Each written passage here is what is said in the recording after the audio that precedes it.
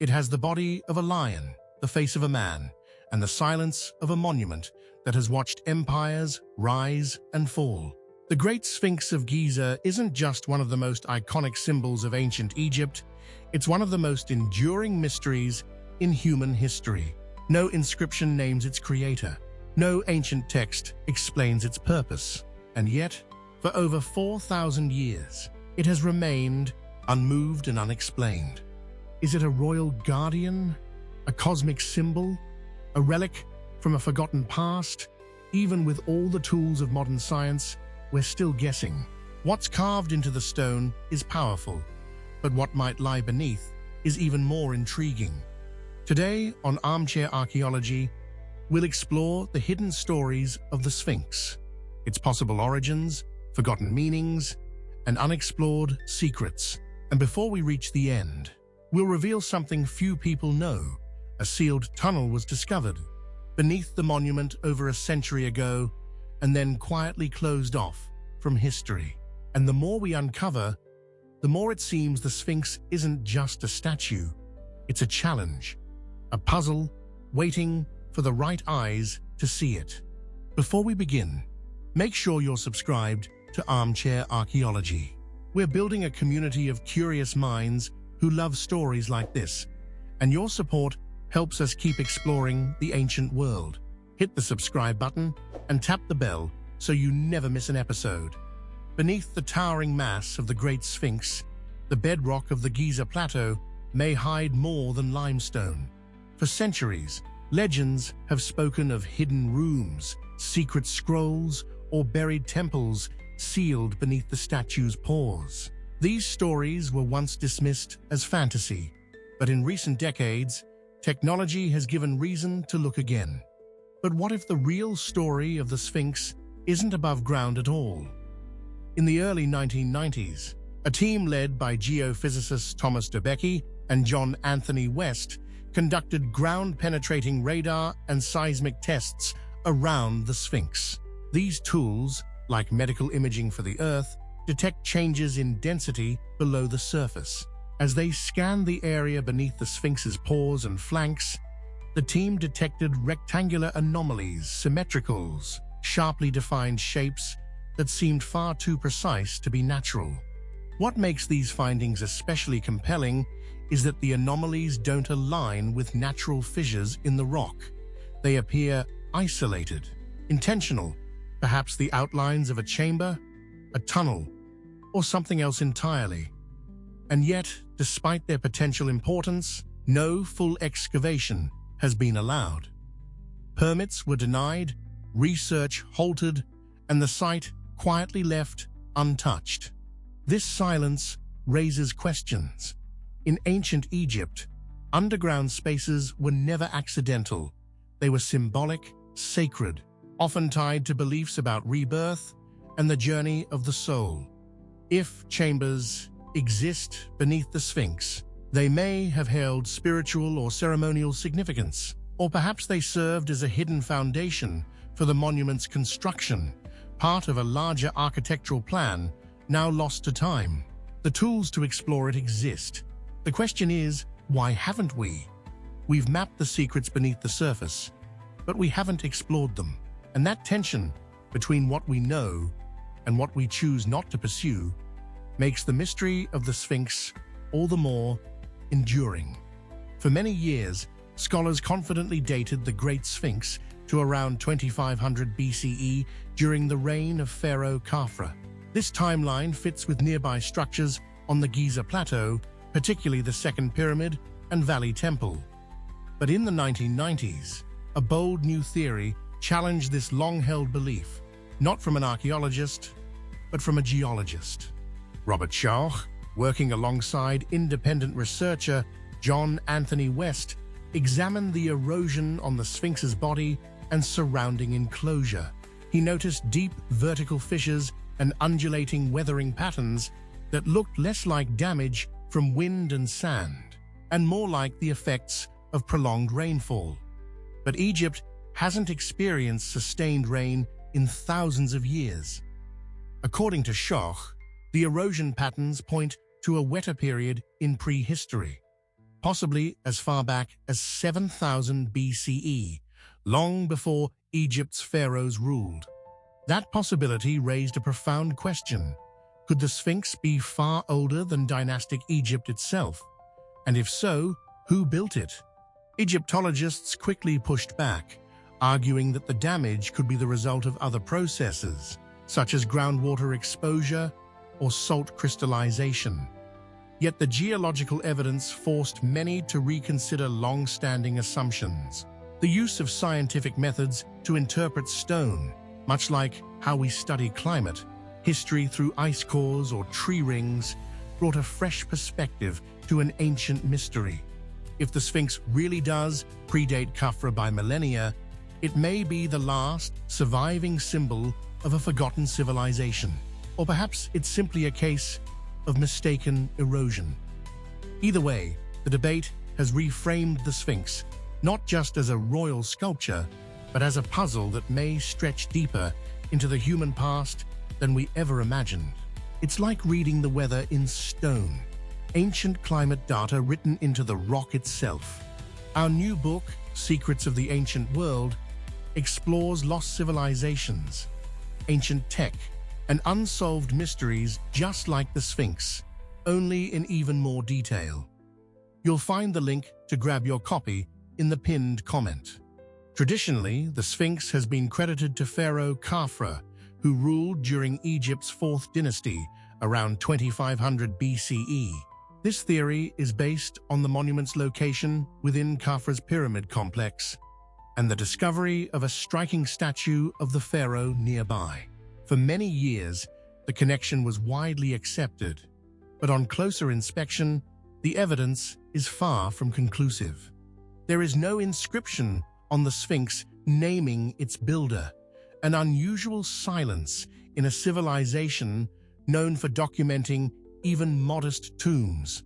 That absence has fueled alternative theories suggesting the Sphinx may have been built long before Khafra's reign and only later absorbed into his royal narrative.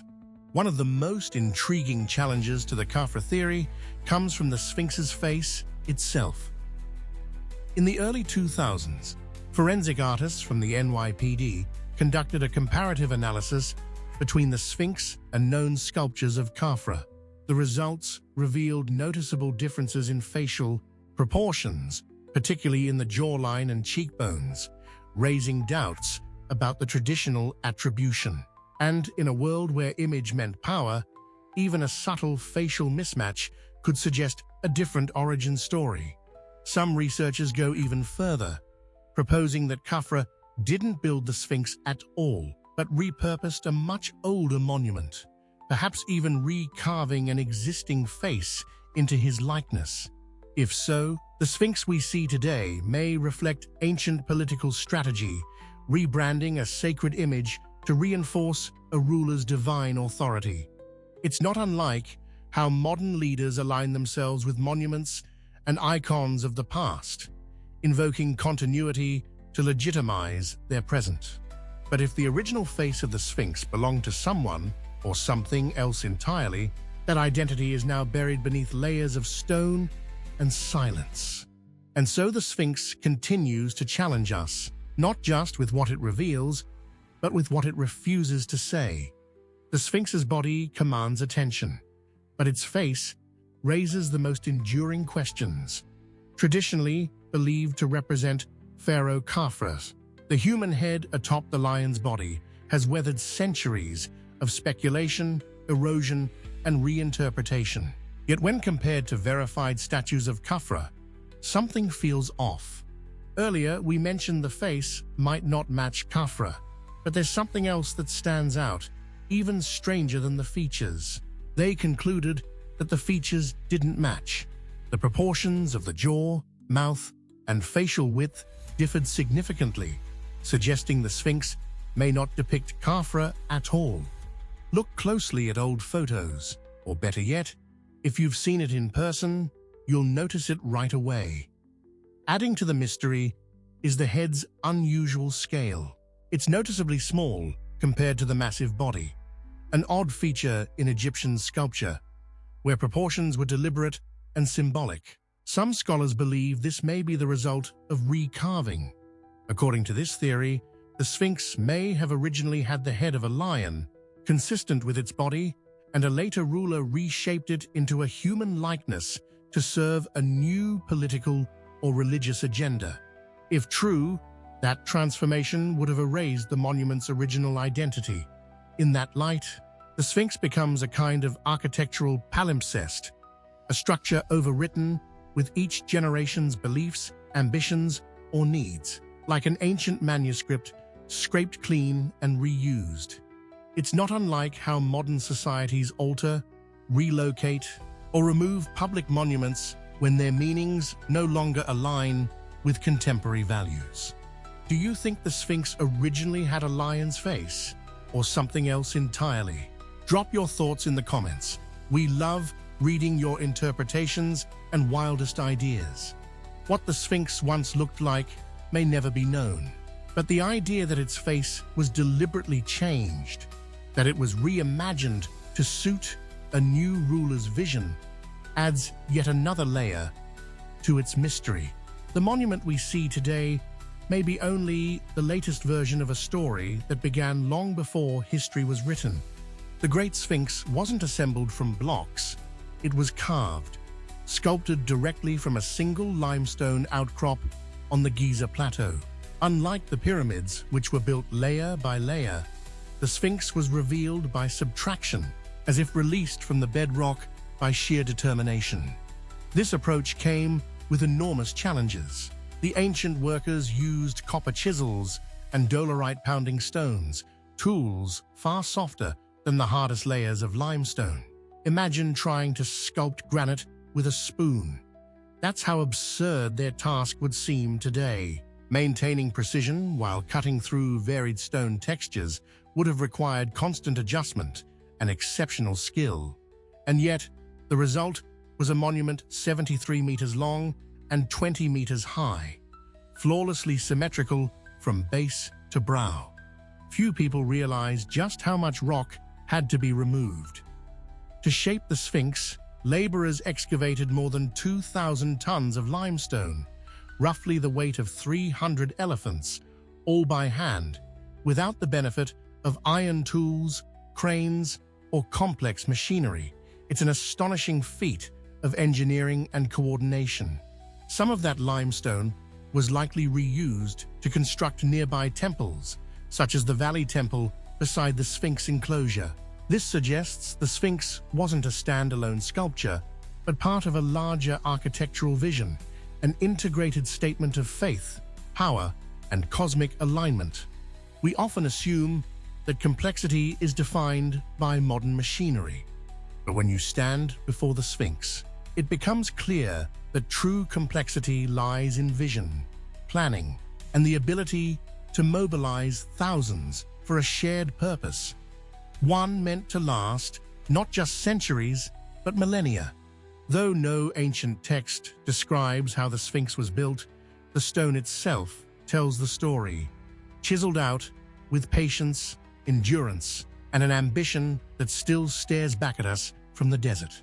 Fascinated by ancient engineering, our book, Secrets of the Ancient World, has a full chapter on how ancient societies pulled off stunning feats without modern machines. Check out the pinned comment to grab your copy. The Great Sphinx doesn't just sit on the Giza Plateau, it anchors it. Positioned directly east of the pyramids, the Sphinx faces the rising sun with unwavering focus. This orientation wasn't random. In ancient Egypt, direction had meaning, and to face east was to greet rebirth, light, and the god Ra each day. The Sphinx's hybrid form, a lion's body with a human head, symbolizes strength guided by wisdom. This type of imagery appears in later depictions of sphinxes and divine protectors. In Egyptian belief, lions were guardians of sacred places, often linked with solar power. The human face gave the figure identity, presence, and possibly a royal connection. Many scholars believe the Sphinx served as a symbolic protector of the necropolis, guarding the tombs and temples of the pharaohs. Its proximity to both the Pyramid of Khafra and the Valley Temple reinforces this idea. But there's more than symbolism at play. There's experience. Visitors approaching the Sphinx in antiquity wouldn't have seen it all at once. Carved into a shallow depression, the monument slowly emerged from the landscape as one walked closer. This architectural choreography was likely intentional. The Sphinx wasn't designed to appear suddenly. It was meant to reveal itself stage by stage, building awe and reverence with every step. That kind of experiential design isn't so different from modern monuments and memorials, where space, light, and movement are used to guide emotion. From ancient Giza to contemporary Washington, D.C., architecture has always shaped meaning through presence and approach. The Sphinx wasn't just built to be seen. It was built to be met, like an ancient riddle waiting to be asked before it offered no answer at all. Between the Sphinx's massive paws rests a granite slab known as the Dream Stele, erected by Pharaoh Thutmose IV around 1400 BCE, nearly 1,000 years after the monument is believed to have been built. This stele tells a story, part myth and part message, that reshaped the Sphinx's meaning for a new generation. According to the inscription, Thutmose, then still a prince, fell asleep in the shadow of the buried Sphinx while hunting. In a dream, the statue spoke to him, revealing itself as a manifestation of the sun god Ra Horakti. It promised him the throne if he would clear away the sand that had swallowed its body. Thutmose obeyed, and in time he became pharaoh. This tale is more than spiritual revelation. It's political storytelling. By framing his rise to power as a divine command, Thutmose IV reinforced his claim to the throne, possibly over a rival. In this retelling, the Sphinx becomes an oracle, a silent statue that speaks only to the chosen. It's a powerful example of how rulers have used sacred symbols to legitimize their authority, a tradition still seen today when leaders align themselves with national monuments or historical icons to reinforce legacy and legitimacy. The Dream Stele doesn't even refer to the monument as the Sphinx. That name wouldn't appear until centuries later, when Greek visitors imposed their own mythologies on what they saw. Instead, the inscription names the figure Keper Ra, an aspect of the sun god. The language suggests that even in Thutmose's time, the original identity of the Sphinx may have already been lost. Far from solving the mystery, the Dream Stele deepens it. It shows us that the ancient Egyptians themselves may have been trying to interpret a monument that already felt older than memory. The ancient Egyptians didn't just build with stone, they built with the sky in mind. Their temples, tombs, and monuments often aligned with celestial events, reflecting a worldview in which the heavens and the divine were intimately connected. The Great Sphinx is no exception. Facing directly east, it greets the rising sun each morning, a position that links it to one of the most powerful symbols in Egyptian religion, Ra, the solar god. This eastward orientation isn't a coincidence. During the spring equinox, the sun rises almost perfectly in line with the Sphinx's gaze. That moment of balance, when day and night are equal, embodied the Egyptian concept of Ma'at, the principle of cosmic order and harmony. The Sphinx, then, wasn't just a guardian of tombs, it was part of a larger, spiritual framework that connected the living world to the cycles of the cosmos. Some researchers have taken the astronomical significance even further. They've proposed that the Sphinx aligns not only with the sun, but also with the constellation Leo.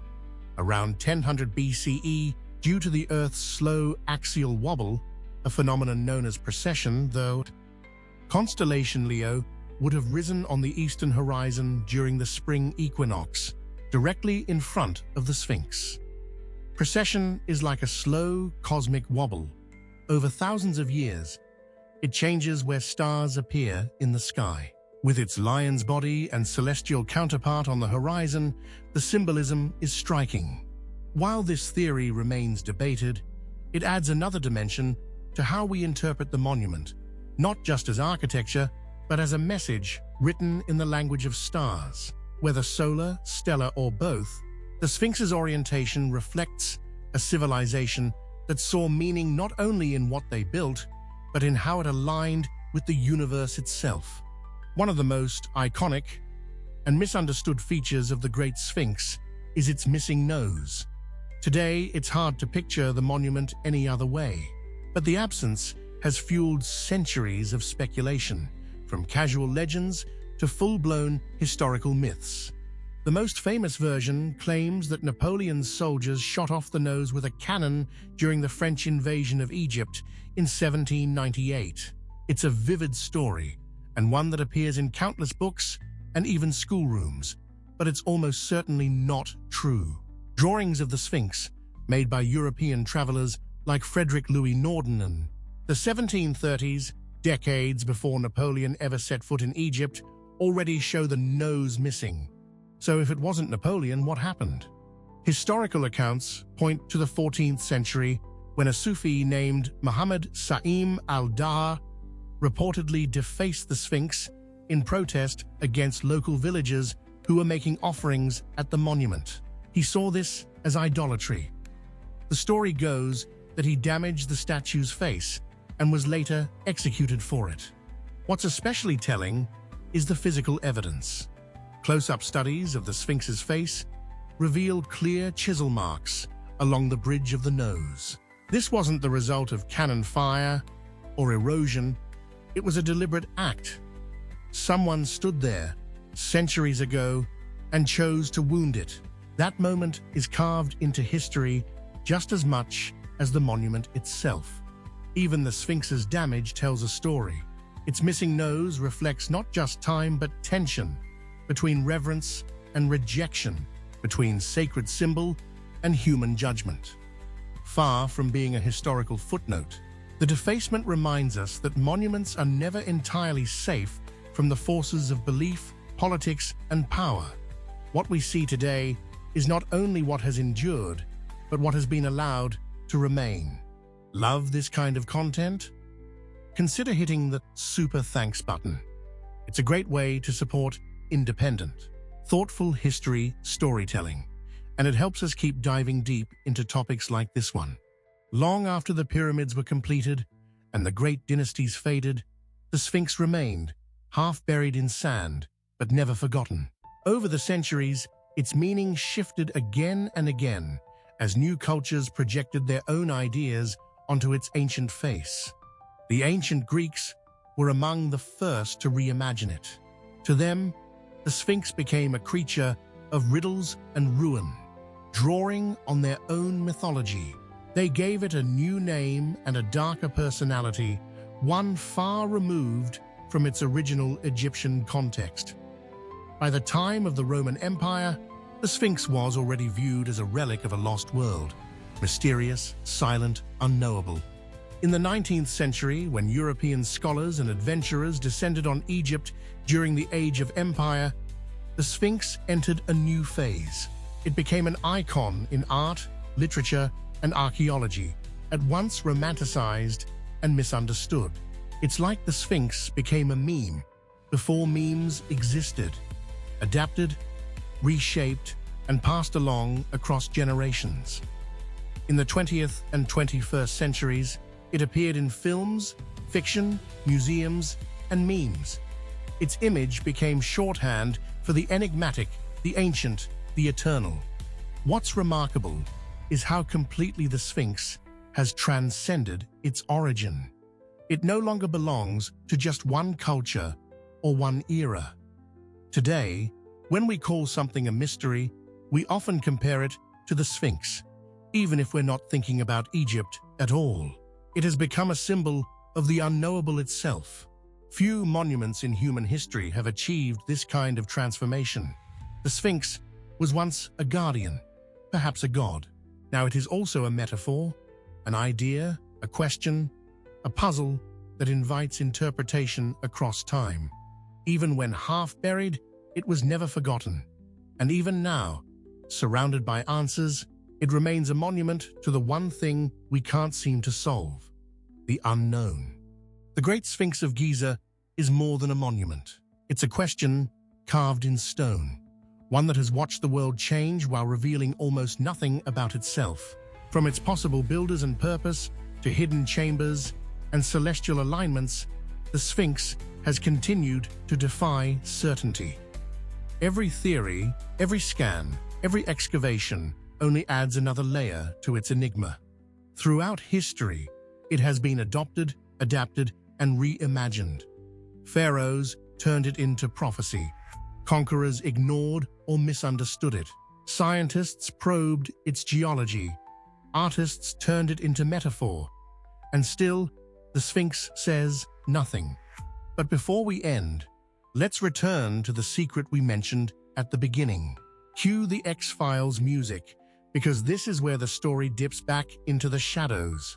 In the 1920s, during a restoration project led by French engineer Émile Baraïs, a tunnel was discovered beneath the Sphinx. It descended directly into the bedrock, suggesting an intentional passageway. But the excavation was never fully documented. After limited exploration, the tunnel was resealed, and today it remains inaccessible, its purpose and contents unknown. Almost no one mentions it.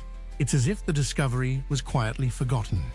Even in the modern age, with all our technology and tools, there are secrets we've chosen not to pursue, or perhaps not yet. The Sphinx endures because it cannot be pinned down. It invites us to keep asking, keep wondering, keep returning.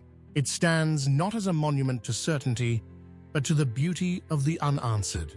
Thank you for joining us on this journey through the enduring mystery of the Great Sphinx of Giza. If you found this exploration fascinating, we invite you to support Armchair Archaeology by giving this video a thumbs up and subscribing for more stories from the ancient world. That helps us bring you even more thoughtful, cinematic history content. Tap the notification bell so you never miss our next adventure, and we'd love to hear from you. What do you think the Sphinx was originally meant to be? A guardian? A relic of a forgotten civilization? Or something we haven't even imagined yet? Scroll down, open the comments, and drop your best theory or your wildest one. We read them all. Some mysteries are meant to be solved. Others are meant to endure. And sometimes the past doesn't speak. Sometimes it waits. Until next time, keep exploring, keep questioning, and keep the flame of curiosity burning bright.